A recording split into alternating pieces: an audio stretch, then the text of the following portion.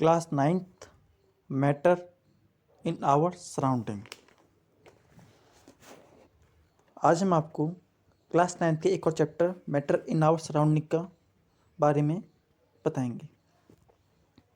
इस चैप्टर में हम मैटर्स के बारे में जानेंगे और जानेंगे मैटर्स की प्रॉपर्टी क्या होती हैं। आखिर मैटर होते क्या हैं? According to definition, anything that occupy space and have mass is called matter। वो कोई भी चीज़ जो कि स्पेस ऑक्यूपाई करती है और साथ ही उसके पास मास भी होता है, उसे हम मैटर कहते हैं। Air and water, oxygen, sugar, silver, steel, copper, iron, milk and many of the things that we see all around us are considered as matter। Why? They all considered as matter because they occupy space and they also have some mass or volume। और हम कई चीज़ों को देख सकते हैं daily life में, जिन्हें हम खाते हैं, पीते हैं, सांस लेते हैं, पहनते हैं, एंड टेबल, चेयर जिस पे हम पढ़ते हैं, एंड बेड जिस पे हम सोते हैं, and many of the thing, food, water, air, cloth, chairs and even human being, plant and trees also are the example of matter। Matter के लिए केवल दो कंडीशन होना पर्याप्त है। पहला, कोई भी चीज़ स्पेस ऑक्यूपाई करे और उसके पास मास भी होना चाहिए। लेकिन हम कहें friendship, love, hatred and human manner, thought, idea, smell, ये सब मैटर की कंडीशन में नहीं आती हैं, क्योंकि ना तो ये स्पेस ऑक्यूपाई करती हैं और ना ही ये मास होता है इनके अंदर। मैटर जो होते हैं, हमने कई तरीक़ों से, नंबर ऑफ वे में हम उन्हें क्लासिफाई करते चले आए हैं। पुराने समय में इंडियन फिलोसफर्स जो हुआ करते थे, मैटर को पदार्थ बोलते थे। लिविंग और नॉन लिविंग, इसके बेसिस पर, मतलब जिंदा है या जिंदा नहीं है, इसके बेसिस पर क्लासिफिकेशन हुआ। एंड फिर 5 बेसिक क्लासिफिकेशन, मतलब 5 बेसिक एलिमेंट होते हैं जिससे कि पूरा ब्रह्मांड बना है। वो बताए air, water, fire, sky and water. और इन्हें हम वायु, पृथ्वी, अग्नि, आकाश एंड जल कहते हैं। आज के समय के मॉडर्न साइंटिस्ट जो हैं, मैटर्स को उनकी प्रॉपर्टीज़ के बेसिस पर क्लासिफाई करते हैं, on the basis of physical property and on the basis of chemical property. Physical properties के बेसिस पर matter solid, liquid and gas में क्लासिफाई किया गया है। And on the basis of chemical properties element, compound and mixture में classify किया गया है। हम इस चैप्टर में classification on the basis of physical property पढ़ेंगे। नेक्स्ट चैप्टर में हम केमिकल क्लासिफिकेशन ऑफ मैटर पढ़ेंगे।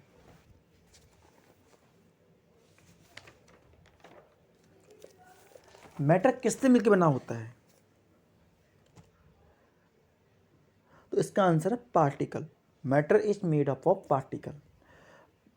और मैटर, जितने भी मैटर होते हैं, कोई भी चीज़ हो, सब पार्टिकल से मिलकर ही बनी होती है। पार्टिकल बहुत ही ज़्यादा छोटे होते हैं, जिन्हें हम अपनी आंखों से नहीं देख सकते।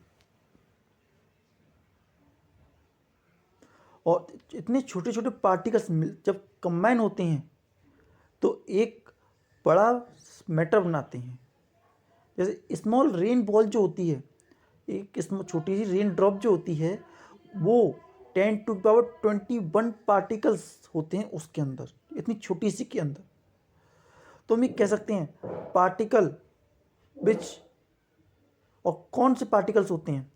पार्टिकल जो कि मैटर को बनाते हैं, वे एटम होते हैं या मॉलिक्यूल्स होते हैं। एटम और मॉलिक्यूल्स मिलकर के एक मैटर को बनाते हैं।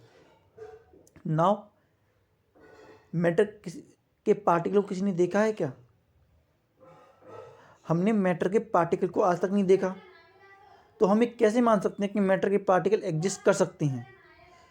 तो देखिए, जैसा हम जानते हैं कि हमने आज तक एयर को भी नहीं देखा है, लेकिन फिर भी हम जानते हैं कि एयर है। ऐसा क्यों?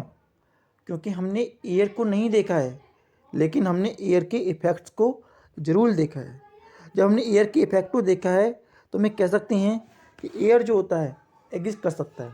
इसी तरीके से हमने पार्टिकल्स को तो नहीं देखा, लेकिन पार्टिकल की इफ़ेक्ट्स को हमने देखा है, और हमारे पास इस बात के कुछ एविडेंस हैं कि पार्टिकल प्रेजेंट है। Most of the evidence of existence of particle in matter are their motion come from the experiment on diffusion and Brownian motion। सबसे बड़ा एविडेंस जो हमें मिलता है एग्जिस्टेंस ऑफ पार्टिकल का, वो दो एक्सपेरिमेंट्स की मदद से मिलता है। पहला डिफ्यूजन और दूसरा ब्रोमिनियन मोशन। सबसे पहले हम देखते हैं एक एग्जांपल जिसकी मदद से ये प्रूव होता है कि particle are exist. Dissolving a solid in a liquid. जब हम एक सॉलिड को लिक्विड में डिजॉल्व करते हैं तो क्या होता है? हम देखते हैं, हम पोटेशियम परमैंगनेट को वाटर में डिजॉल्व करते हैं। पोटेशियम परमैंगनेट को वाटर में डिजॉल्व करने पर धीरे धीरे जो पर्पल कलर होता है वो मूव करना स्टार्ट करता है और कंप्लीट वाटर को बॉइल्ड कर देता है। ये कैसे हुआ? तो हम इसमें कह सकते, हम इसे समझाते हैं इस तरीके से। जो पार्टिकल होते हैं पोटेशियम परमैंगनेट के जो पार्टिकल्स होते हैं पर्पल कलर के होते हैं, और वाटर के पार्टिकल कलरलेस होते हैं।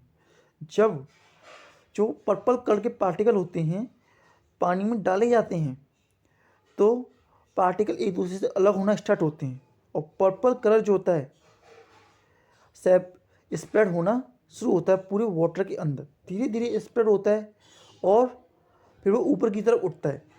Purple colour spread upward downward in all the direction due to its particle. And in this experiment the particle of potassium permanganate mix with water on its own. और ये अपने आप ही mix होते हैं, धीरे धीरे करके प्रोपोगेट करते आते हैं, मिक्स होते आते हैं बिना किसी बाहरी स्टीयरिंग किए या मूवमेंट कराए। They are continuous moving. Stirring कराने से वो उनकी स्पीड बढ़ जाती है, लेकिन हमने इसमें स्टीयरिंग भी नहीं कराया। तो इस तरीके की मिक्सचर को हम कहते हैं डिफ्यूजन। इसी को हम डिफ्यूजन कहते हैं। एंड सेकेंड एग्जाम्पल देखते हैं, शुगर को हम जब वाटर में डिजोल्व करते हैं तब। जब हम शुगर को वाटर में डिजोल्व करते हैं तो वो स्टेक करते हैं, जब उसे खिलाते हैं, थोड़ा सा घुमाते हैं तो वो जल्दी डिजोल्व होता है और शुगर भी डिसअपीयर हो जाती है। तो क्या हुआ उसके पार्टिकल के साथ? उसके पार्टिकल कहाँ गए?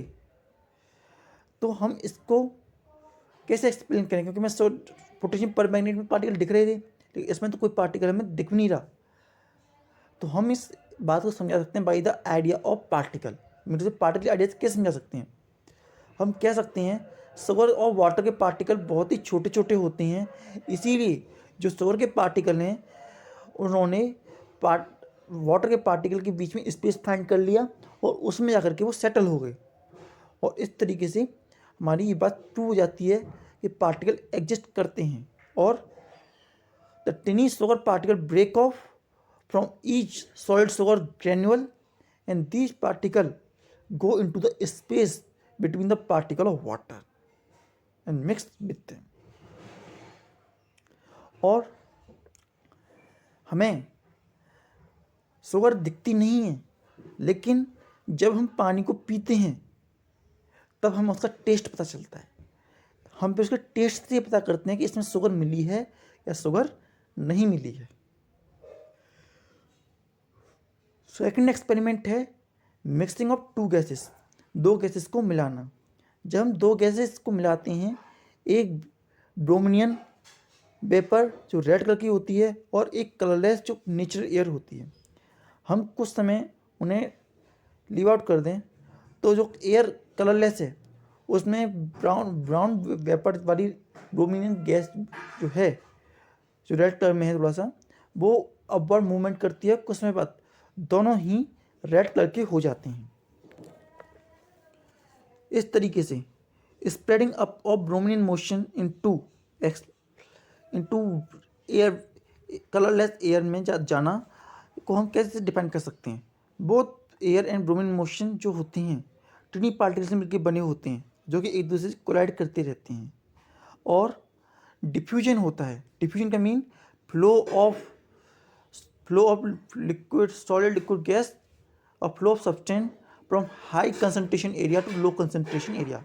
हाई कंसंट्रेशन एरिया से लो कंसंट्रेशन एरिया में फ्लो करना सब्सटेंस का ही डिफ्यूजन कहलाता है, जैसे हम आगे पढ़ेंगे थोड़ा सा।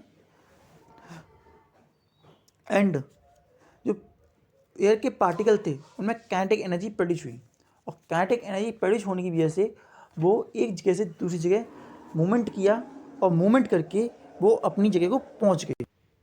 और सारा दोनों ही tube A and tube B red colour में हो जाते हैं। और ये क्या दिखाता है कि flow of gas from one area to another area, that is high concentration और लो कंसंट्रेशन एरिया। तो डिफ्यूजन की प्रोसेस ने हमें इस कंक्लूजन में पहुंचाया कि जो particle of matter are constantly moving, जो पार्टिकल्स होते हैं मैटर के वो कंटिन्यूस मोशन में हैं। And particle and matter is made up of tiny particle, जो मैटर है छोटे छोटे पार्टिकल से मिलकर बना होता है। Now next evidence of the particle हमें मिला in movement of pollen grain in water. Pollen grains in water, ये वाला जो एक्सपेरिमेंट होता है, the best experiment for existence of and movement of particle in liquid. Mean to say ये एक अच्छा एक्सपेरिमेंट माना जा सकता है, जो कि रॉबर्ट ब्राउन ने दिया था इन 1837 में, जिससे हम कह सकते हैं existence and movement of particle in a liquid. कैसे? जैसा हम देख सकते हैं, जब एक पॉलिन ग्रेन पानी के ऊपर गिरता है तो पानी के ऊपर गिरने पर वो जिग जैग मोशन है, ब्रोमीन मोशन करता है। ब्रोमीन मोशन है zig zag motion of the particle, जिसे हम बड़ी आसानी देख सकते हैं। तो इसका कारण क्या है? तो इसका कारण हम अगर पार्टिकल थ्योरी के अकॉर्डिंग या अगर हम ये समझते हैं कि हर चीज़ पार्टिकल की बनी होती है और डिफाइन करने की कोशिश करें तो कुछ इस तरीके से करेंगे। जैसा कि हमें पता है वाटर पार्टिकल्स मिलकर बना है, इतनी पार्टिकल्स मिलकर के, जो कि बहुत ही ज़्यादा फास्ट मूव करते हैं। और जो वाटर के पार्टिकल्स होते हैं, और पार्टिकल के जिन्हें हम वाटर मॉलिक्यूल्स भी कहते हैं, इनविजिबल होते हैं हमारी आंखों से माइक्रोस्कोप पर। वो उस पोलन ग्रेन को हिट करते हैं, और हिट करने की वजह से वो कभी इधर कभी उधर कभी इधर कभी उधर वो जिगजैग मोशन करता है। और जिगजैग मोशन होने की वजह से वो हमें टेढ़ा मेढ़ा चलता हुआ दिखता है पानी के ऊपर। तो इस बात से ये साबित होता है कि पार्टिकल प्रेजेंट होते हैं वाटर के अंदर, और डोमिनेंट मोशन में गैसेस में भी दिखता है, जब टिनी डस्ट पार्टिकल कंटिन्यूसली मूव करते हैं in a fast moving air. हाँ, तो हम कह सकते हैं कि डोमिनेंट मोशन क्या होता है। So zigzag movement of small particle suspended in a liquid और gas is called Brownian motion. Zigzag motion of छोटे छोटे पार्टिकल जो होते हैं इन अ लिक्विड और गैस ही ब्रोमिन मोशन कहलाता है। ब्रोमिन मोशन से हमें दो इंपॉर्टेंट कंक्लूजन मिले, जो हमें डिफ्यूजन से मिले थे, कि मैटर जो होता है पार्टिकल में बना होता है, और particle of matter are constantly moving. अब नेक्स्ट टॉपिक आता है कैरेक्टरिस्टिक्स ऑफ पार्टिकल। पार्टिकल की कैरेक्टरिस्टिक कैसी होती हैं? तो उसके लिए हम 4 कैरेक्टरिस्टिक्स पढ़ेंगे। पहली, particle of matter are very very small. Particle of matter होते हैं बहुत ही ज़्यादा छोटे होते हैं। Particle of matter have space in between them. जो पार्टिकल होते हैं मैटर के, उनके बीच में स्पेस भी होता है। And particle of matter are constantly moving, लगातार मूव भी करते रहते हैं। And particle of matter attract each other. Particle of matter जो होते हैं एक दूसरे को अट्रैक्ट भी करते हैं। Now we will go to understand each characteristics one by one. सबसे पहले particle of matter are very very small. कितना स्मॉल?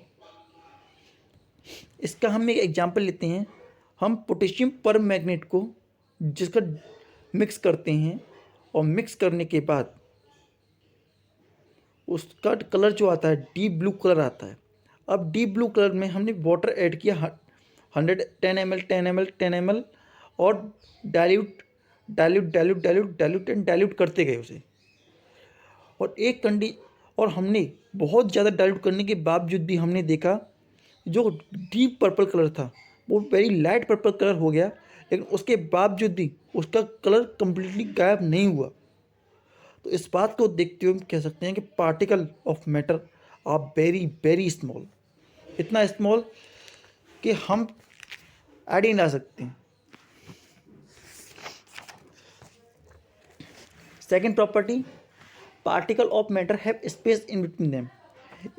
ये वही एक्सपेरिमेंट है जिसके बारे में हमने कुछ समय पहले इस बारे में बात की थी कि जब हम एक 100 ml ऑफ वाटर में 50 ग्राम्स ऑफ शुगर को ऐड करते हैं तो हमें ये मिलता है। स्टेक करने पर हम एक मार्क लगा देते हैं कि वॉल्यूम में इंक्रीज हुआ या वॉल्यूम में इंक्रीज नहीं हुआ।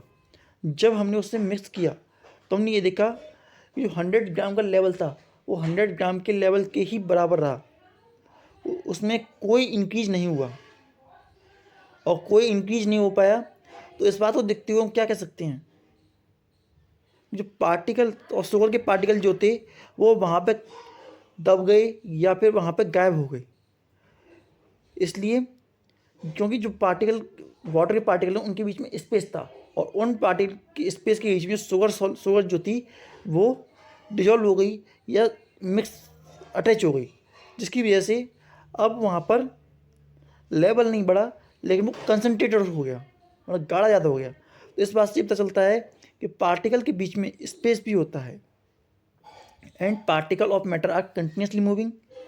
इसका एग्जांपल ये है, जिस तरीके से हम अगरबत्ती को जलाते हैं अपने घर में। जब अगरबत्ती जलती है तो अगरबत्ती भी जलने के लिए हम एक कोने में अगरबत्ती जलाते हैं और पूरे कमरे में उसकी खुशबू फैल जाती है। तो ये एक डिफ्यूजन और ब्रोमिनेंट मोशन का एग्जाम्पल है और ये बात हम पहले भी डिफ्यूजन और ब्रोमिनेंट मोशन की मदद से प्रूव कर चुके हैं। And observation of the fragrance of burning incense of stick in the entire room very quickly tell us that particle of matter are constantly moving। इसी तरीके से हम जब few crystals of potassium sulphate को water में mix करते हैं तो वो कुछ जो ब्लू कलर के होते हैं मिक्स करने के कुछ समय के बाद में पूरे के पूरे सॉल्यूशन को ब्लू कर देते हैं। तो इससे पता चलता है कि वो भी मूव कर रहे हैं। तो ये भी एक प्रूफ है कि particle of matter are continuously moving. Now particle of matter attract each other. Particle जो होते हैं एक दूसरे को अट्रैक्ट करके रखते हैं। There are some force of attraction present in between the particle that bind them together. कुछ ना कुछ फोर्स प्रेजेंट रहती है पार्टिकल के अंदर जो कि उन्हें बाइंड करके या अट्रैक्ट करके रखती है। And the force of attraction between the particle of same substance is known as cohesion force. Cohesion force जो होती है हर पार्टिकल के अंदर प्रेजेंट होती है जो कि उन्हें अट्रैक्ट करके रखती है। एक चौक का पीस है, आइस का पीस है, आयरन का पीस है, हैमर है, हम इन सब के अंदर ये देखते हैं कि ये इन्हें अट्रैक्ट करके रखती हैं और इनके अंदर कोई ना कोई फोर्स ऑफ अट्रैक्शन होती है और depending upon the particle substance इनमें उस फोर्स की स्ट्रेंथ कम या उस फोर्स की स्ट्रेंथ ज़्यादा देखने को मिलती है। जो फोर्स ऑफ अट्रैक्शन होती है सबसे ज़्यादा देखने को मिलती है सॉलिड मैटर में और सबसे कम देखने को मिलती है गैसेस मैटर में। जिस तरीके से स्टोन जो होता है उसमें फोर्स ऑफ अट्रैक्शन बहुत ज़्यादा होती है, वहीं एक गैस जैसे कि ऑक्सीजन उसमें कम होती है और वाटर में मिडिल होती है। नाउ अब हम समझने जाएंगे रिजिड ऑफ फ्लूइड का मतलब क्या होता है। रिजिड मतलब ठोस, अनबेंडिंग, अनफ्लेक्सिबल, जिससे हम तोड़ ना सकें, जिसे हम मोड़ ना सकें, जिसे तोड़ा ना जा सके, जिसे मोड़ा ना जा सके, उसे रिजिड कहते हैं। And fluid anything that can flow and require vessel to keep it. ऐसी कोई भी चीज़ जो कि फ्लो कर सकती हो और उसे रखने के लिए विशल की रिक्वायरमेंट हो, उसे हम फ्लूइड कहते हैं। जो सॉलिड होते हैं वो रिजिड होते हैं, और वहीं जो लिक्विड एंड गैस होते हैं वो फ्लूइड होते हैं। Liquid is fluid form of matter which occupy lower part of container in which it kept it। जो लिक्विड होते हैं वो कंटेनर का लोअर पार्ट एक्वायर करते हैं जिसमें वो रखे जाते हैं, लेकिन वो कंटेनर को कभी कंप्लीटली फिल नहीं कर पाते। और वहीं gas gas is a fluid form of matter which fill the whole container in which it keep. और जो गैस होती है वो पूरे कंटेनर को फिल करने में कैपेबल होती है जिसमें वो रखी जाती है। नाउ जो सब्सटेंस फ्लो इजीली कर जाते हैं उन्हें हम फ्लूइड कहेंगे। और हमने बताया gas and liquid are fluids, and इसका example LPG, CNG, oxygen, chlorine, etc. And solid are rigid, therefore that their property को rigidity. Now classification of matter as solid, liquid and gas. हमने solid देखी हैं, कौन कौन solid, जैसे sugar, sand, iron, wood. हमने liquid भी देखी हैं, water, milk, oil, kerosene, petrol. हमने गैसेस भी देखी हैं, air, oxygen, hydrogen, carbon dioxide, etc. हम मैटर को 3 फिजिकल स्टेट में क्लासिफाई करते हैं, solid, liquid and gas. Solid की कौन सी प्रॉपर्टीज़ होती हैं? सॉलिड है fix shape and fix volume. Solid का फिक्स शेप होता है और फिक्स वॉल्यूम होता है। सॉलिड को कंप्रेस नहीं किया सकता, solid can not be compress. इनकी डेंसिटी हाई होती है, they have high density. Do not fill the container completely, किसी भी कंटेनर को एक कम्प्लीटली फिल नहीं कर सकते। एंड डू नॉट फ्लो, और ये फ्लो भी नहीं करते, इसीलिए फ्लूइड भी नहीं होते, लेकिन ठोस होते हैं, देयरफॉर दे आर रिजिड। उसी तरह प्रॉपर्टी ऑफ लिक्विड।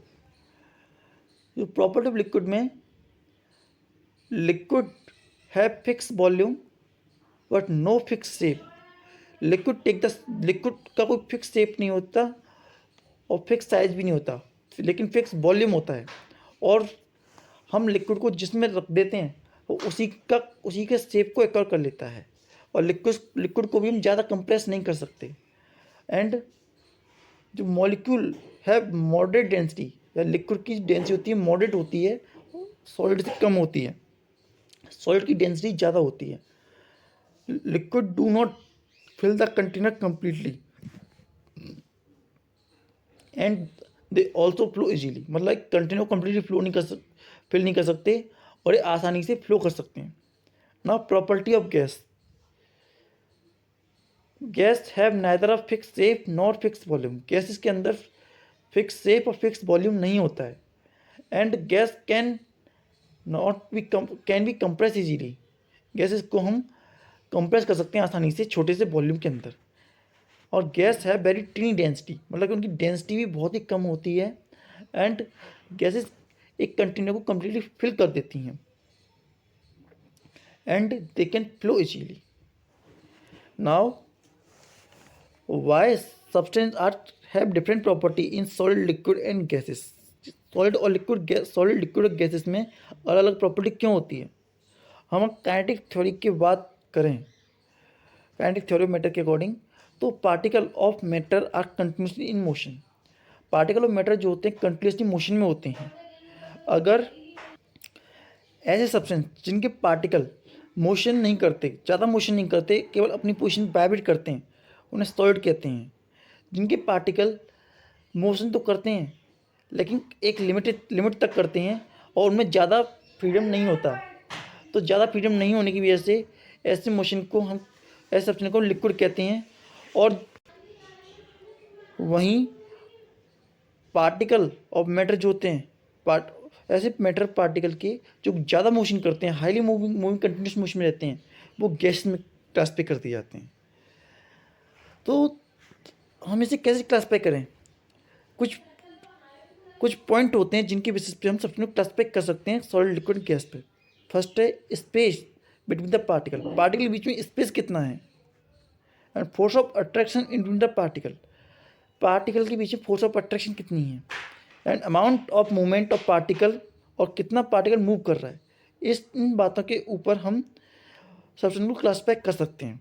जैसे स्पेस, जो सॉलिड होते हैं उनके बीच में स्पेस मिनिमम, लिक्विड में थोड़ा मॉडरेट होता है और गैस में मैक्सिमम होता है। फोर्स ऑफ अट्रैक्शन जो होता है strongest in solid, less strong in liquid and negligible in gases, and amount of movement और kinetic energy of particles minimum in solid, more in liquid, maximum in gases. तो पहला हम देखते हैं Y solids के बारे में। सॉलिड जो होते हैं आर क्लोजली पैक्ड, सॉलिड जो होते हैं क्लोजली पैक्ड होते हैं क्योंकि इनके अंदर force of attraction very high होती है जो इन्हें अपनी फिक्स पोजीशन पर रखने पर मदद करती है। एंड सॉलिड अपनी पोजीशन पे वाइब्रेट कर सकते हैं, मूव नहीं कर सकते। They can only vibrate eight there mean position, and if solid heat किए जाएं तो ये और तेज़ी से वाइब्रेट करते हैं।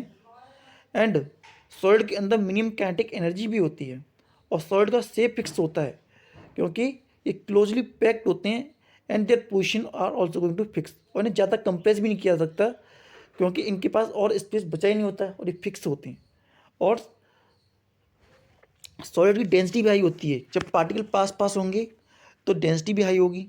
And solid do not fill the container completely because its particles are held tightly by strong intermolecular force of attraction and hence cannot leave their position to fill the whole container। मतलब कि इनके particles जो होते हैं एक completely strong force of attraction इसको bind के रखते हैं और फ्री नहीं होते कि पूरे कंटेनर को फिल कर दें। Similarly solid does not flow like liquid gas, similar reason इनके पार्टिकल फिक्स होते हैं। एंड लेकिन हमारे मन में कुछ सवाल आते हैं, जैसे कि हम पार्टिकल को फिक्स शेप होता है, रबड़ बैंड को जब हम स्ट्रेच करते हैं या रबड़ तो उसका साइड बढ़ जाता है, तो क्या हम सॉलिड कहेंगे?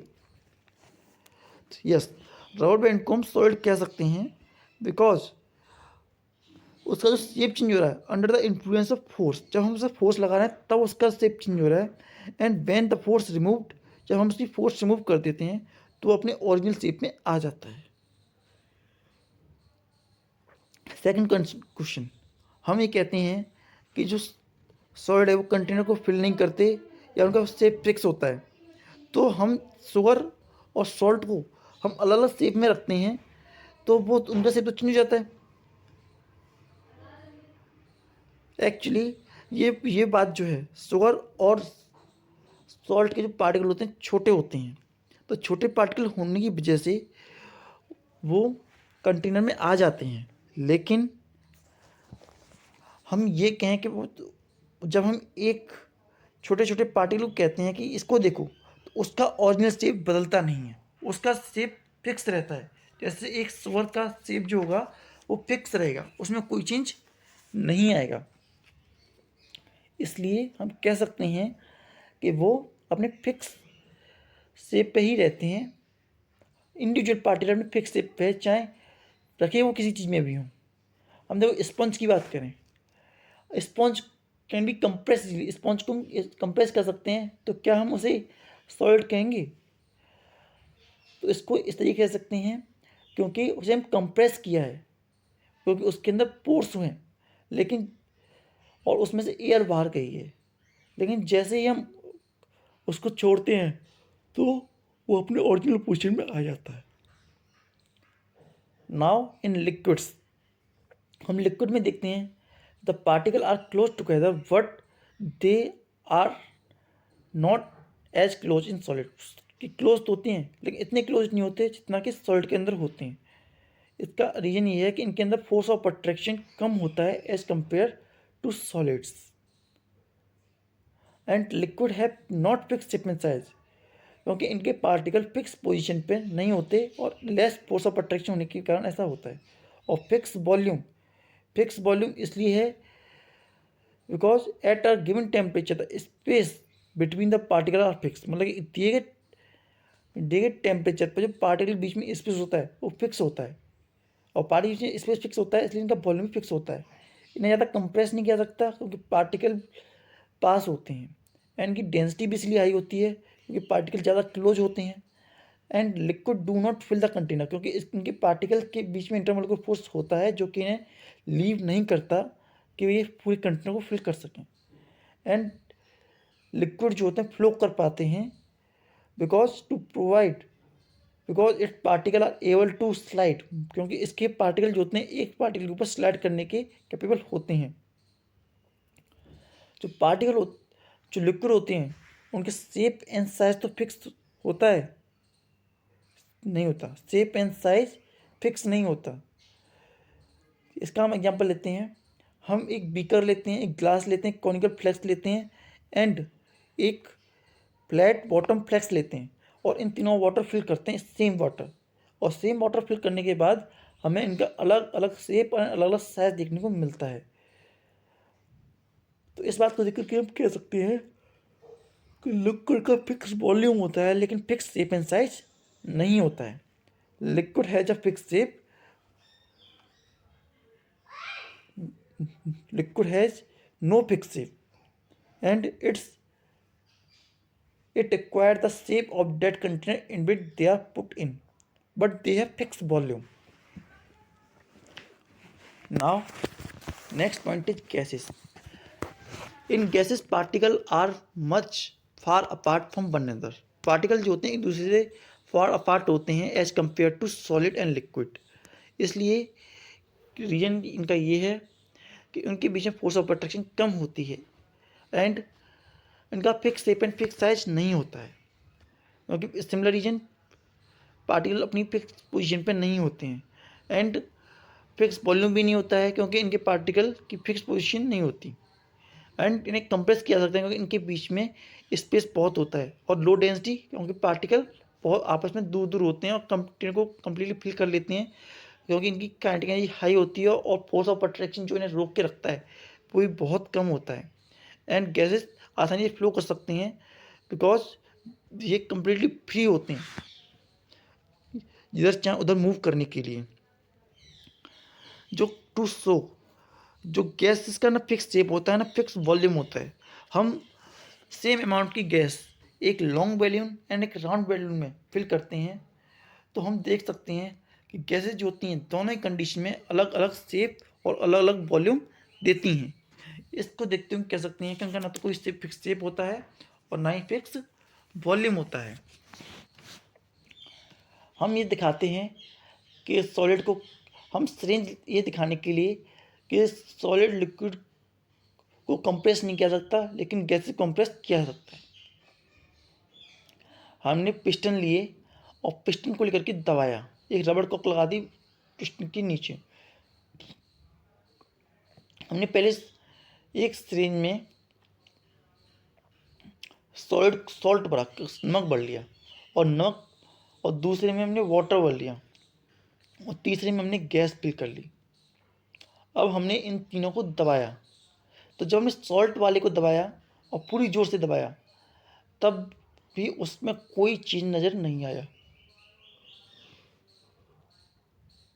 जिसमें वाटर फिल है हमने उसको दबाया तब भी हम एक हद से ज़्यादा बहुत कम ही दब पाया। लेकिन जब हमने एयर वाले को दबाया तो हमने उसे अप टू हाई लेवल सबसे ज़्यादा दबा सके उसे। तो इस बात से साबित होता है gas are highly compressible but liquid and solid are not compressible.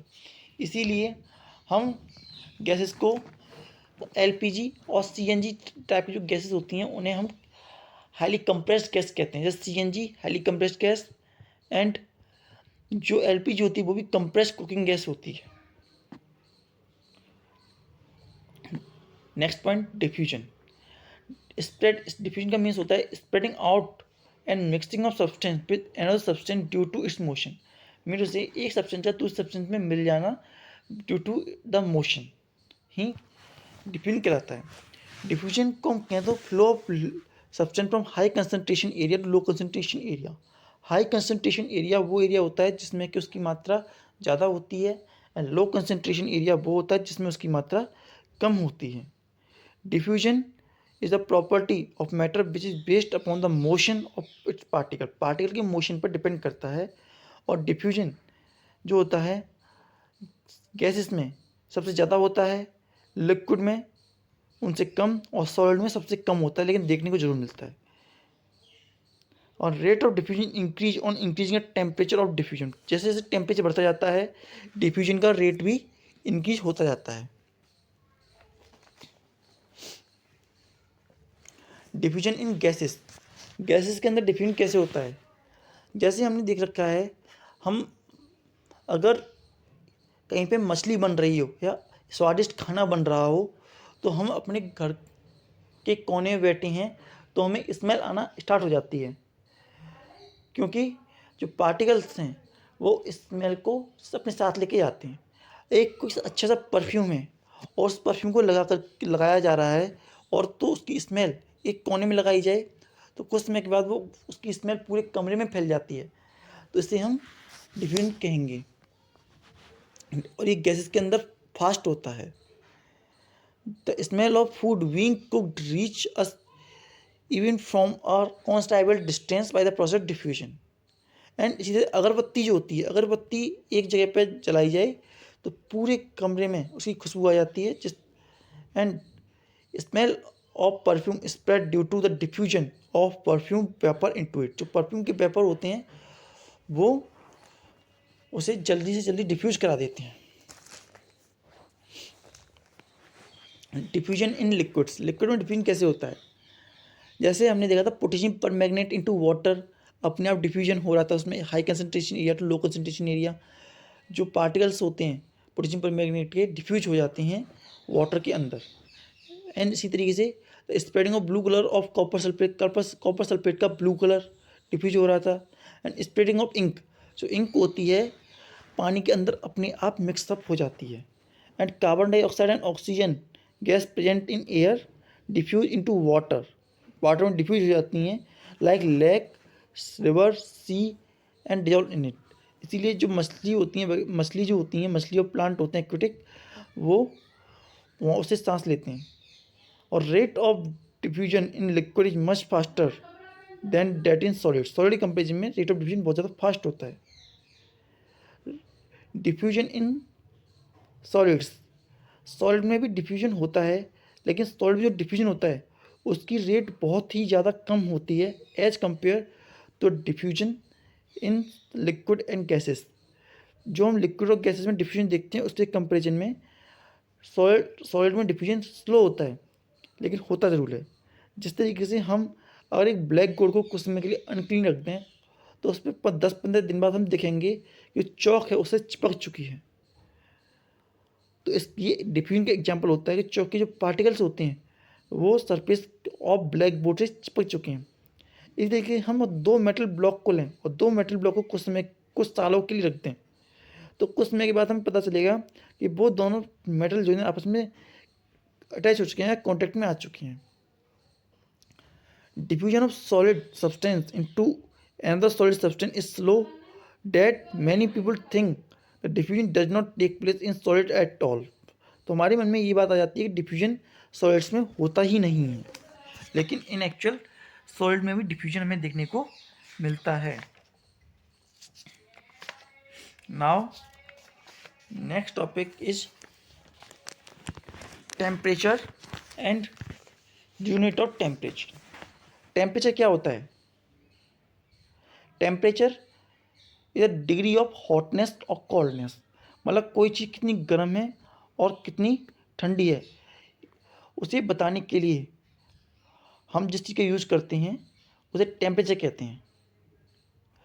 Temperature को मेजर करने के लिए सेल्सियस स्केल का यूज करते हैं commonly. Common unit for measuring the temperature, Celsius जो होती है कॉमन यूनिट होती है। And melting point and boiling point पता किया जाता है उसकी डिग्री सेल्सियस में। एंड उसे हम सी डिग्री से नोट करते हैं और सी लगाते हैं डिग्री सेल्सियस दिखाने के लिए। जिस तरीके से मेल्टिंग पॉइंट ऑफ आइस जो होता है वो 0 डिग्री सेल्सियस होता है। And boiling point of water जो होता है 100 डिग्री सेल्सियस होता है। और दूसरी जो यूनिट होती है वो होती है kelvin scale of temperature. Kelvin जो होती है ऐसा यूनिट भी होती है, ऐसा यूनिट होती है फॉर मेजरिंग द टेम्परेचर, उसे हम कैसे नोट करते हैं। मेल्टिंग पॉइंट जो होता है आइस का वो 273 डिग्री सेल्सियस होता है और बॉइलिंग पॉइंट जो होता है वो 373 डिग्री सेल्सियस होता है। इसका मतलब ये हुआ 0 डिग्री सेल्सियस जो होता है 273 डिग्री सेल्सियस के बराबर होता है। तो अगर हम टेम्परेचर इन केल्विन कन्वर्ट करना चाहें टेम्परेचर इन सेल्सियस को, तो टेम्परेचर इन केल्विन में is equal to temperature in Kelvin plus 273। जैसे कि अगर हम कहें कि 25 डिग्री सेल्सियस टेम्परेचर से केल्विन में कन्वर्ट करो, तो केल्विन में कन्वर्ट करने के लिए हमें 273 उसमें ऐड करने पड़ेंगे। तो 273 प्लस 25 इक्वल टू 298 केल्विन। जो टेम्परेचर 25 डिग्री सेल्सियस है सेल्सियस में, वो 298 केल्विन होगा केल्विन स्केल पर।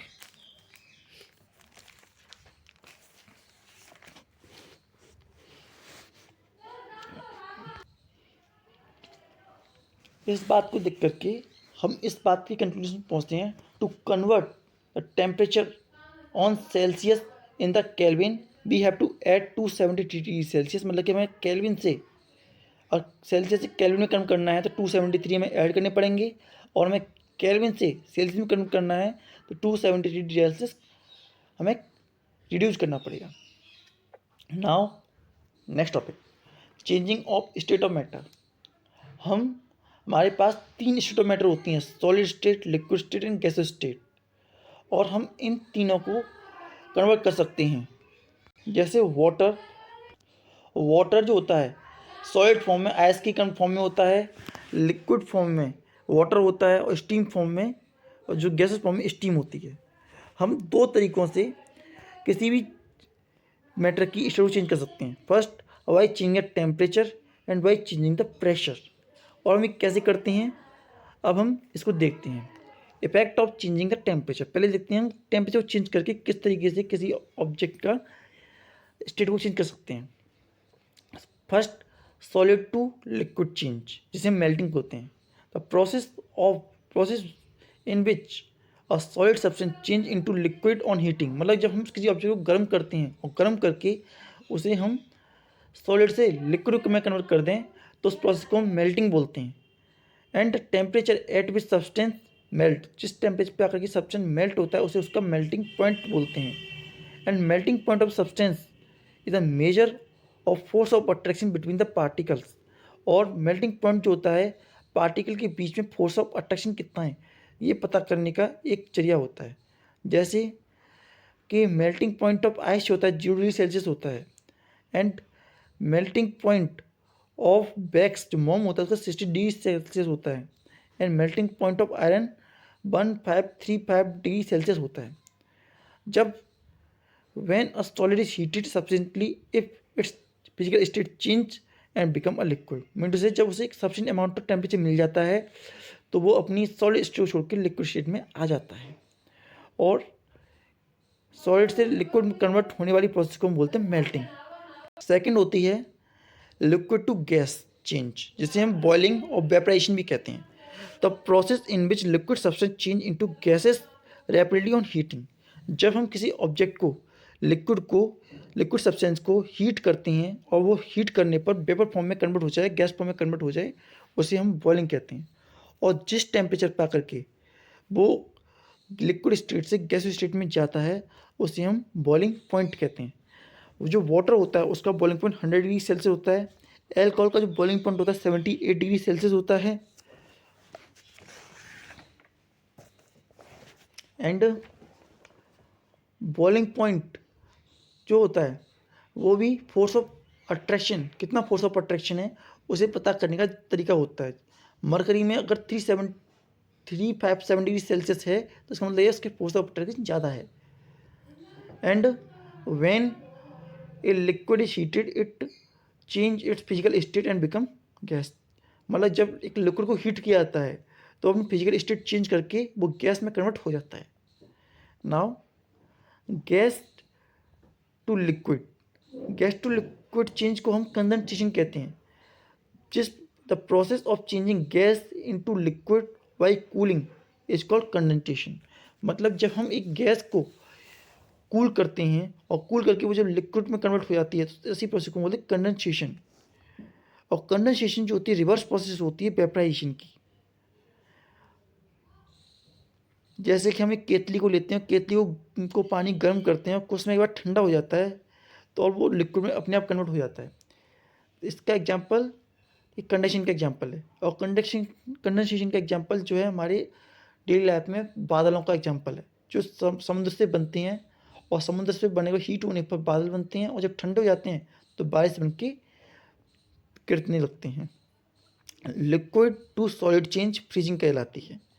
The process of changing a liquid into solid by cooling, मतलब जिस प्रोसेस की मदद से हम लिक्विड को ठंडा करके सॉलिड बना देते हैं उस प्रोसेस को हम फ्रीजिंग कहते हैं। फ्रीजिंग को हम सॉलिडिफिकेशन भी कहते हैं। एंड फ्रीजिंग जो होती है रिवर्स प्रोसेस होती है मेल्टिंग की। Freezing is the reverse process of melting. जो वाटर का मेल्टिंग पॉइंट होता है वो 0 डिग्री सेल्सियस होता है और फ्रीजिंग पॉइंट भी 0 डिग्री सेल्सियस ही होता है। और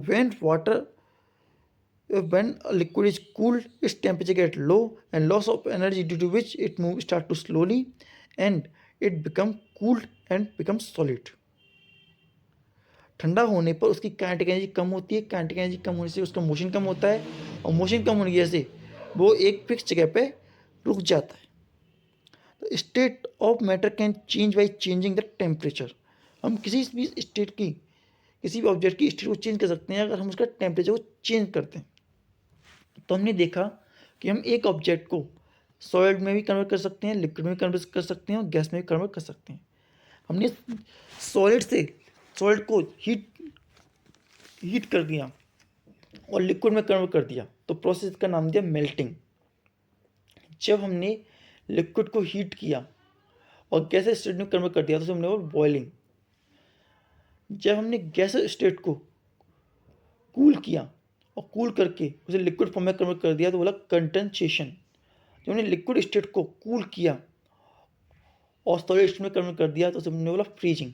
तो इस तरीके से हम हीट टेम्परेचर बढ़ा करके या टेम्परेचर कम करके एक स्टेट से दूसरे स्टेट में कन्वर्ट कर सकते हैं। Next point, the heat energy which latent heat कौन सी हीट होती है? लेटेंट हीट वो हीट होती है जो कि किसी सब्सटेंस की स्टेट को चेंज करने में, दैट इज सॉलिड लिक्विड और गैस जो स्टेट होती हैं उन्हें चेंज करने में काम आती है।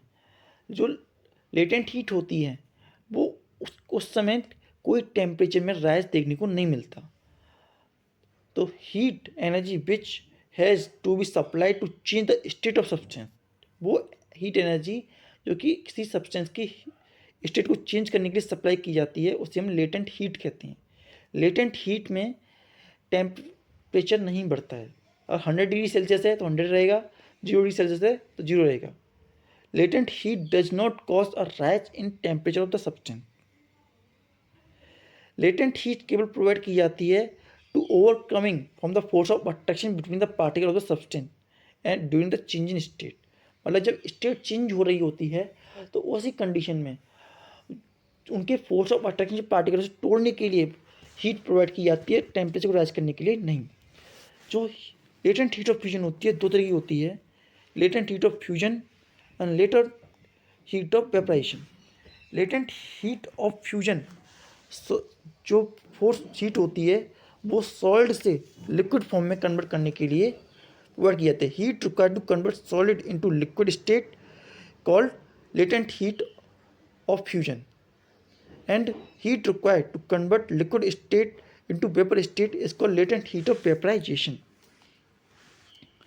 एंड हमारी बुक में इसके लिए एक्सपेरिमेंट दिखा रखा है कि हम एक थर्मामीटर को लेकर के एक ठंड बर्नर लगा करके आइस में रखते हैं तो हम देखते हैं 0 डिग्री सेल्सियस है, 0 डिग्री सेल्सियस टेम्परेचर दिखाता है और आग चल रही है, वो लिक्विड से सॉलिड से लिक्विड में भी कन्वर्ट हो रहा है लेकिन थर्मामीटर कोई चीज़ नहीं दिखा रहा, स्टेट बेसिक चेंज हो रही है तब। और ये तब तक होता है जब तक सारी की सारी जो आइस होती है वो लिक्विड में कन्वर्ट नहीं हो जाती। और देखिए जो लेटेंट हीट ऑफ फ्यूजन होती है आइस के लिए वो तकरीबन 3.34 इंटू 10⁵ जूल पर किलोग्राम होती है। And latent heat of fusion of solid is a quantity of heat in joule required to convert 1 kilogram of solid to liquid without change in temperature. बिना टेम्परेचर चेंज किए 1 kilogram सॉलिड को liquid में convert करने के लिए जितनी heat energy चाहिए होती है उसी ही हम लेटेंट हीट ऑफ फ्यूजन कहते हैं। हमने भी बताया वाटर के लिए ये 3.35 × 10⁵ किलो जूल पर किलोग्राम होती है। Heat is used of changing the state of solid substance by overcoming the force of attraction between the particles. And why the temperature of melting ice does not get rise even is being supplied continuously? ऐसा क्यों हो रहा है? क्योंकि जितनी भी heat मिल रही है वो सारी की सारी हीट उसकी स्टेट को चेंज करने में निकल रही है और उसको टेम्परेचर बढ़ाने का टाइम नहीं मिल पा रहा। And ice at 0 degree Celsius is more effective in cooling than a water at 0 degree Celsius. जो आइस होती है वो ज़्यादा अच्छे से 0 डिग्री सेल्सियस पे मेल्ट कूल हो जाती है as compare to water. This is due to the fact that each ice take a latent heat of 3.34 × 10⁵ kilo joule form energy. And हमें जो वाटर होता है वाटर को 0 डिग्री सेल्सियस पे वो हीट प्रोवाइड करनी पड़ती है, वो हीट उसके पास होती नहीं। When a liquid freeze to form a solid, an equal amount of heat is given out. Mean to say, जब सब्सटेंस फ्रीज होता है तो उसमें से उतनी एनर्जी निकलती भी है और उतनी एनर्जी निकलने की वजह से वो ठंडा हो जाता है। और ऐसे केस में वो at 0 degree Celsius it observe the latent heat of fusion to form water at same temperature. वो सेम टेम्परेचर पर लेटेंट हीट ऑफ फ्यूजन को लेकर के वो वाटर में कन्वर्ट हो जाती है। Second, latent heat of vaporisation. Latent heat of vaporisation क्या होता है? लेटेंट हीट ऑफ वेपराइजेशन में हम कह सकते हैं कि वो हीट जो कि हमें लिक्विड से गैसेस फॉर्म में कन्वर्ट होने के लिए रिक्वायर होती है उसे हम लेटेंट हीट ऑफ वेपराइजेशन कहते हैं। और देखिए, एक बार वाटर जब 100 डिग्री सेल्सियस पे पहुंच जाता है, मतलब वाटर जो 100 डिग्री सेल्सियस पे वेपर फॉर्म में कन्वर्ट होता है 100 डिग्री सेल्सियस पहुंच जाता है तो उसके बाद उसके टेम्परेचर में कोई राइज नहीं आता, वो 100 डिग्री सेल्सियस ही रहता है। तो latent heat of vaporization of liquid is the quantity of heat in joule required to convert 1 kilogram of water into vapor or gas without changing the temperature। बिना temperature change किए latent heat of वेपरेशन इतना amount of होता है heat का जो कि 1 kilogram water को liquid से गैसेस फॉर्म में कन्वर्ट करते। और जो वाटर के लिए होता है हीट लेटेंट हीट ऑफ वेपरेशन जो होता है 22.5 × 10⁵ जूल पर किलोग्राम होता है। Heat energy supplied to the boiling liquid is used up in changing the state, therefore no increase in temperature, it is only that complete force is supplied only to change the state and overcoming from the force of attraction in between the particles. Why? हमने भी अब आपसे पूछा जा सकता है कि ऐसा क्यों होता है कि टेम्परेचर राइज नहीं होता है जब latent heat of वेपरेशन temperature rise क्यों नहीं कर पाती? इसका रीजन वही है, फोर्स ऑफ अट्रैक्शन को तोड़ने के लिए सारा का सारा हीट चला जाता है और टेम्परेचर को राइज करने का उसको मौका नहीं मिल पाता। When water change into steam, it absorbs latent heat. What when steam condenses to form water, an equal amount of heat is given out. Mean to say, जब वाटर स्टीम में convert होता है तो वो लेटेंट हीट को observe करता है और जब वो लेटेंट हीट जब वेपर से लिक्विड फॉर्म में कन्वर्ट होता है तो ऐसी कंडीशन में वो उतनी ही हीट को रिमूव करता है जितनी हीट को वो लेता है। मीन टू से 22.5 × 10⁵ किलो जूल ऑफ एनर्जी से रिमूव करनी पड़ती है, तब वो सॉल्ट फिर से लिक्विड फॉर्म में कन्वर्ट होता है। This is due to the fact that steam contain more heat in form of latent heat than boiling water. Steam के अंदर ज़्यादा हीट होती है as compare to boiling water, इसीलिए the one cause by steam, जो steam के कारण burning होती है वो ज़्यादा होती है as compare to boiling water. जो भाप होती है वो ज़्यादा बुरी तरह से जला सकती है क्योंकि उसके पास पहले से ही इतनी ज़्यादा हीट है, लेकिन बॉइलिंग वाटर के पास अभी इतनी हीट नहीं है। Next method sublimation. क्या कोई ऐसा मेथड होता है जिसमें कि हम डायरेक्टली बिना लिक्विड में कन्वर्ट किए सॉलिड को गैस में कन्वर्ट कर दें? तो इसका आंसर है हाँ। इस मेथड को हम बोलते हैं सब्लिमेशन। सब्लिमेशन एक वो प्रोसेस होती है जिसकी मदद से हम सॉलिड को लिक्विड में कन्वर्ट कर देते हैं, सॉलिड को गैसेस फॉर्म में कन्वर्ट कर देते हैं बिना लिक्विड फॉर्म में आए। The changing of solid directly into vapor on heating without coming into liquid form. When the solid heating paper form और vapor को cool किया तो solid form. Please note it. The changing of solid directly into vapor is called sublimation, and changing of vapor directly into solid is also called sublimation. Mean to say हम चाहे solid को paper form में convert करें चाहे paper को solid form में convert करें, हम दोनों को ही सब्लिमेशन कहेंगे। जैसे कि हम एग्जांपल ले सकते हैं कपूर का, आयोडीन का, नेपथलीन का एंड अमोनियम क्लोराइड का। इन सब को हम डायरेक्टली हीटअप करते हैं और डायरेक्टली हीटअप करके इन्हें हम कन्वर्ट कर देते हैं सॉलिड से गैसेस फॉर्म में और गैस से वेपर फॉर्म में। अब देखिए हमने ये सारे प्रोसेस समझ ली, तो ये हमें एक ट्रायंगुलर शेप में मिलता है। Solid, liquid and gas.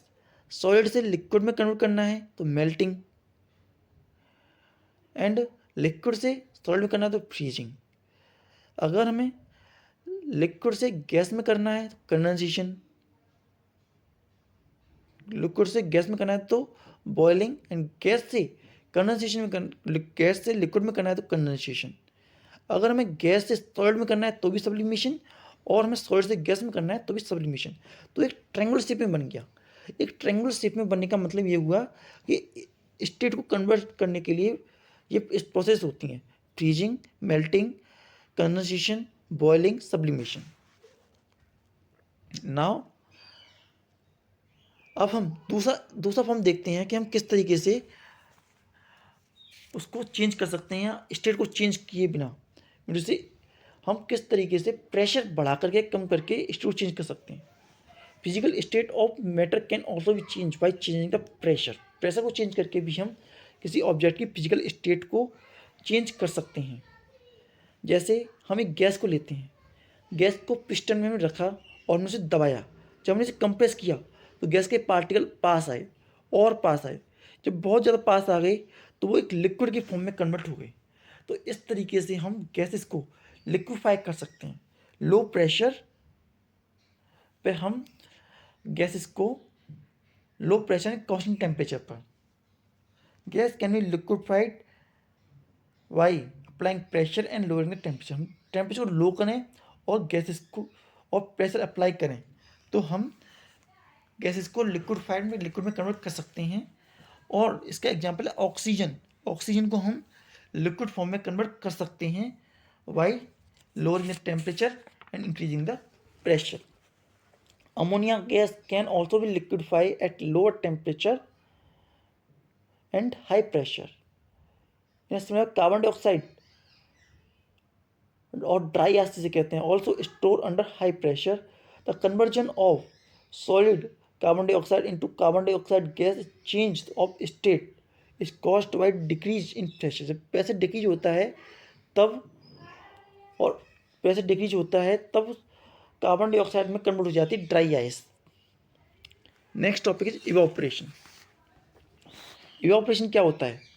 The process of liquid changing into vapour even below its boiling point. मतलब कि बॉइलिंग पॉइंट से बिलो टेम्परेचर, बॉइलिंग पॉइंट से बिलो लिक्विड का गैसेस फॉर्म में कन्वर्ट हो जाना ही इवापोरेशन कहलाता है। Evaporation at which temperature at which evaporation take place, the latent heat of evaporation must be supplied whenever liquid change into vapor। Mean to say latent heat of vaporisation provide होती रहती है जब temperature rise होता है। And process of operation can be understand as follow. हम process of operation कैसे समझ सकते हैं? प्रोसेस ऑफ ऑपरेशन समझने के लिए हम इससे आइडिया ले सकते हैं। जो पार्टिकल्स होते हैं, कुछ पार्टिकल ऐसे होते हैं जो काइनेटिक एनर्जी जिनके अंदर ज़्यादा होती है, और काइनेटिक एनर्जी ज़्यादा होने की वजह से वो फास्ट मूव करते हैं। लेकिन अगर उन्हें थोड़ा सा एनर्जी और मिल जाए और 100 डिग्री सेल्सियस उनका पूरा बन जाए तो वो लिक्विड स्टेट को लीव आउट कर जाते हैं और गैस में कन्वर्ट हो जाते हैं। सपोज कीजिए किसी पार्टिकल के लिक्विड पार्टिकल के पास 98 डिग्री सेल्सियस टेम्परेचर है और 2 डिग्री सेल्सियस टेम्परेचर कहीं से जुटाना है, और उसे 2 डिग्री सेल्सियस टेम्परेचर और कहीं से मिल गया और वो 2 डिग्री सेल्सियस टेम्परेचर लेकर के वो उड़ गया। इस तरीके से जो लिक्विड था उसको टेम्परेचर डाउन हो जाता है, लेकिन उसे 100 डिग्री सेल्सियस मिल गया और वो वेपर फॉर्म में कन्वर्ट हो गया। कौन कौन से फैक्टर्स होते हैं जो कि इवोपरेशन पे इफेक्ट करते हैं? पहला temperature, surface area, humidity and pint. ये कुछ फैक्टर्स होते हैं जो कि किसी भी सरफेस या किसी भी बॉडी का टेम्परेचर को डिसाइड करते हैं कि टेम्परेचर इवोपरेशन कैसा होगा उसका। पहला temperature. Rate of evaporation increase with increasing temperature. Temperature बढ़ने से इवोपरेशन फास्ट होता है। गर्मी के मौसम में हमने देखा है कपड़े जल्दी सूखते हैं क्योंकि टेम्परेचर ज़्यादा होता है। Rate of evaporation increase by increasing heat. Surface area, जितना ज़्यादा सरफेस एरिया होगा उतनी ही जल्दी इवोपरेशन होगा। Rate of evaporation increase on increasing surface area of liquid.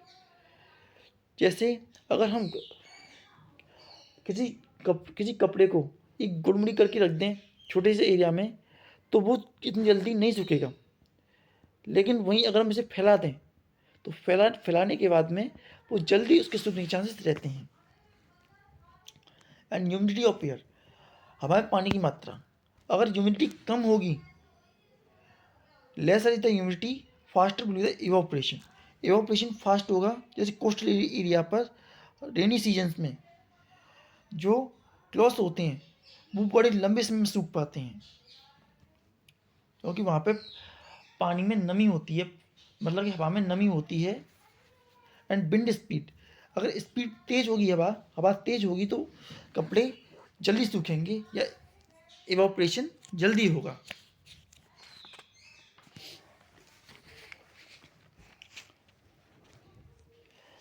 Cooling caused by evaporation.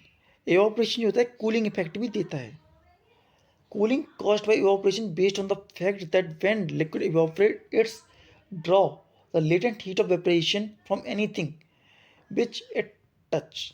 Mean to say हम ये जानते हैं कि अगर उसे किसी पार्टिकल को वेपराइज होना है, लिक्विड से गैसेस फॉर्म में कन्वर्ट होना है, तो लेटेंट हीट ऑफ वेपरेशन चाहिए। तो लेटेंट हीट ऑफ वेपरेशन कहाँ से लेगा? और पास के पार्टिकल से लेगा।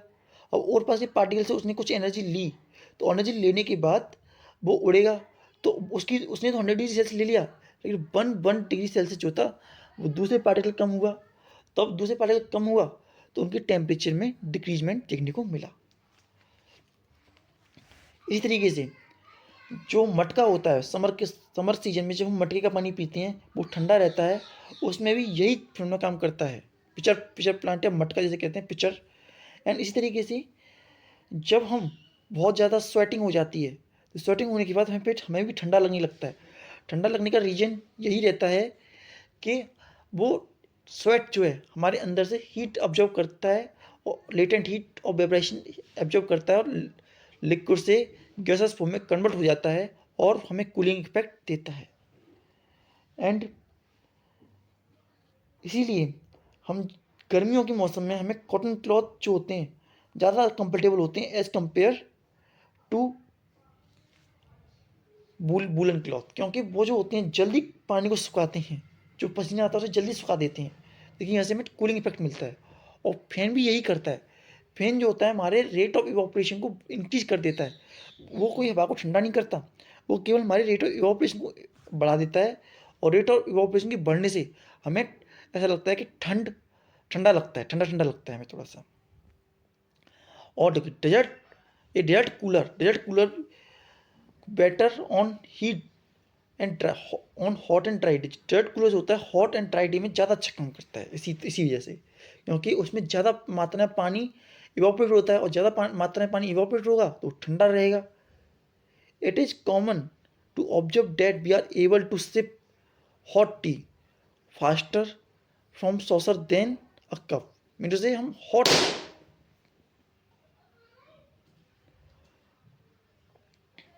मतलब कि हम हॉट टी को सिप करके आसानी से पी सकते हैं बजाय एक सॉसर से, क्योंकि उसमें saucer has large surface area. Saucer का जो सरफेस एरिया होता है लार्ज होता है, इसीलिए उसमें इवापोरेशन ज़्यादा होता है और इवापोरेशन फास्टर भी होता है. इस वजह से हम उसे आसानी से ड्रिंक कर सकते हैं. Saucer is faster.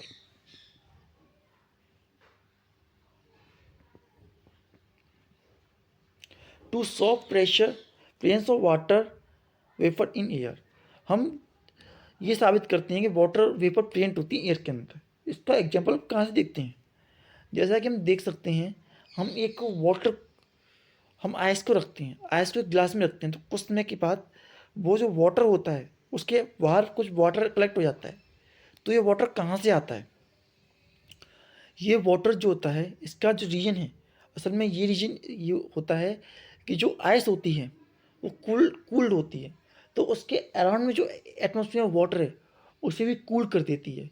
और उसे कूल होने की वजह से जब वो कूल हो जाता है तो कूल होने की वजह से वहाँ पर वो उस ग्लास आके चिपक जाता है और ठंडा हो जाता है.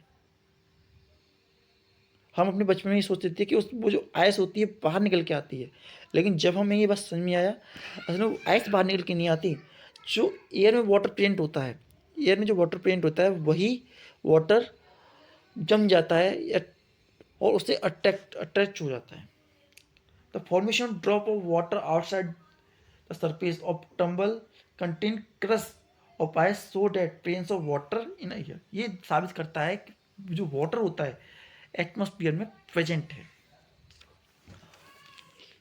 एंड टू और more state of matter, mean से two more state of matter. हमने 2 स्टेट पढ़ रखी, 3 स्टेट पढ़ रखी हैं, सॉलिड लिक्विड एंड गैस.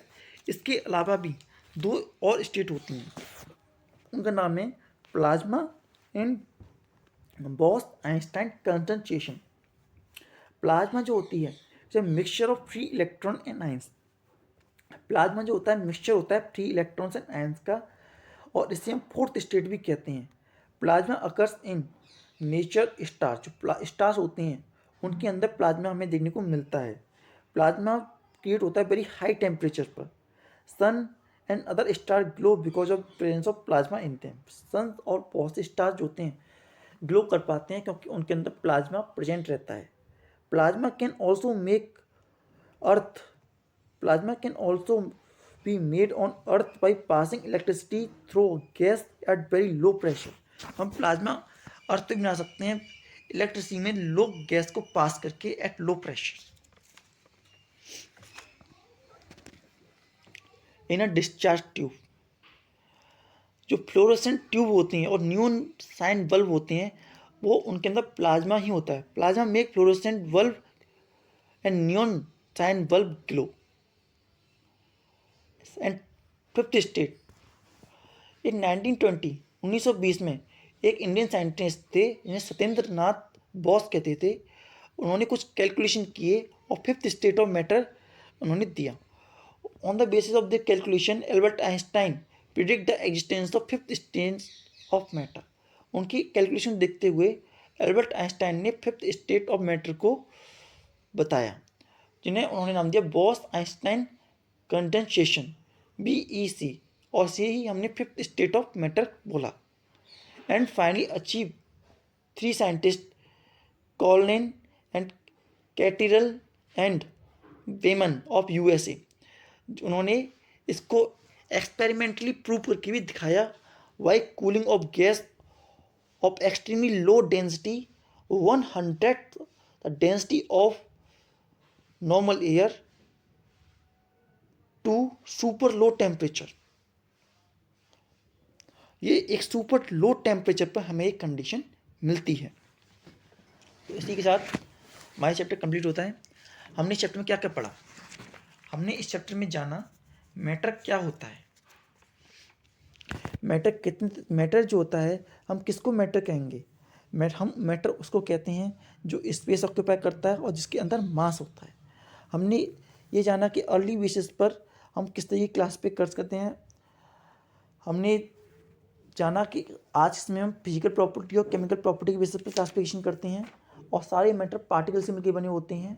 और हमने एविडेंस के लिए दो property diffusion and dominant motion को देखा और उसके एविडेंस के लिए भी हमने एक्सपेरिमेंट भी किए, इनकी मदद से हमें पता चला कि हाँ मैटर प्रेजेंट होता है। फिर हमने जाना कि मैटर जो तो पार्टिकल्स से मिलकर बना होता है और पार्टिकल बहुत ज़्यादा छोटे होते हैं, इवन इन ड्रॉप में 10⁻21 पार्टिकल होते हैं एक वाटर की में। एंड करेक्टरिस्टिक्स भी जानी हमने कि वेरी स्मॉल होते हैं, स्पेस होता है और कॉन्स्टेंटली मूविंग करते हैं, फोर्स ऑफ अट्रैक्शन के अंदर प्रेजेंट होती है। इसके बाद हमने जाना रिजिडिटी क्या होती है, फ्लूइडिटी क्या होती है, classification of metals, solid, liquid and gases के बारे में जाना, उनकी प्रॉपर्टी जानी, फिक्स जैसे solid fix shape, can not compress, high density and container do not fill container completely and do not flow. And हमने लिक्विड के बारे में जाना, no fix volume, no fix shape size and liquid can not compress, high density, low and solid and do not fill the container completely and flow easily. And gases के बारे में जाना, neither fixed shape and size and can be compressed, low density and fluidity and fill the container completely। ये property हमने gases के बारे में जानी। हमने डिफ्यूजन के बारे में जाना, डिफ्यूजन जो होता है लो कंसनट्रेशन एरिया से हाई कंसनट्रेशन एरिया की तरफ फ्लो करना। और हमने एग्जाम्पल दिया था खाने का, परफ्यूम का और अगरबत्ती का। हमने गैसेस के लिए लिया था। और लिक्विड के लिए हमने potassium permanganate, ink and copper sulphate का एग्जाम्पल लिया था डिफ्यूजन के लिए। सॉलिड के लिए हमने चौक का एंड दो मेटल्स का एग्जाम्पल लिया था। फिर हमने टेम्परेचर का बताया, दो मेजरिंग वैल्यू होती है टेम्परेचर की, एक degree Celsius and kelvin. Degree Celsius और केल्विन को भी में कन्वर्ट करने का प्रोसेस बताया था कि अगर हमें केल्विन से डिग्री सेल्सियस में कन्वर्ट करना है तो हमें 273 डिग्री सेल्सियस माइनस करना पड़ेगा और सेल्सियस से केल्विन में करना है तो 273 डिग्री से ऐड करना पड़ेगा। हमने चेंजिंग ऑफ स्टेट के लिए दो मेथड समझे, या तो टेम्परेचर को चेंज करके या फिर हम प्रेशर को चेंज करके हम किसी भी स्टेट को चेंज कर सकते हैं। फिर हमने अलग अलग प्रोसेस पढ़ी थी, freezing, melting, concentration, boiling, sublimation, ये सारी प्रोसेस पढ़ी थी और इन सबको हमने डिटेल में आपको बता रखा है। तो हमने बताया कि प्रेशर को चेंज करके भी हम सॉलिड स्टेट को चेंज कर सकते हैं। जैसे हम गैस को कंप्रेस करके उसे लिक्विड फॉर्म में कन्वर्ट कर सकते हैं। Oxygen, carbon dioxide and ammonium, जो हमारी अमोनिया होती है उसे भी हम इसी तरीके से कन्वर्ट करते हैं। और फिर हमने बताया लास्ट टॉपिक इवापोरेशन। इवापोरेशन जो होता है किसी भी इवेपोरेशन होता है जो किसी भी टेम्परेचर पे हो सकता है और ये कूलिंग इफेक्ट प्रोड्यूस करता है। और ये कौन कौन से फैक्टर पर डिपेंड करता है? Temperature, surface area, humidity and wind speed पर डिपेंड करता है। ये कुछ फैक्टर्स होते हैं जिस पर डिपेंड करता है। एंड हमने एक ये बताया आपको कि कूलिंग इफेक्ट किस तरीके से पैदा करता है। And presence of water in air, presence of water, जो वाटर होता है वो उसके लिए हमने आपको एक एक्सपेरिमेंट करके दिखाया। और इसी के साथ साथ हमने दो और स्टेट ऑफ मैटर जो कि प्रेजेंट होती हैं हमारे एटमॉस्फेयर में, इसके बारे में हमने आपको बताया। दो state, plasma membrane, plasma membrane तो आपकी बायोलॉजी में हुई, plasma membrane and boss Einstein condensation, BEC। इसके बाद अब हम चाहेंगे कि आप कुछ न्यूमेरिकल के सॉल्व करें, क्वेश्चन NCERT क्वेश्चन लगाएं। और ये चैप्टर हमारी तरफ से ये चैप्टर कंप्लीट है। इसकी एक छोटी सी ऑडियो बुक फॉर्मेट थी। धन्यवाद।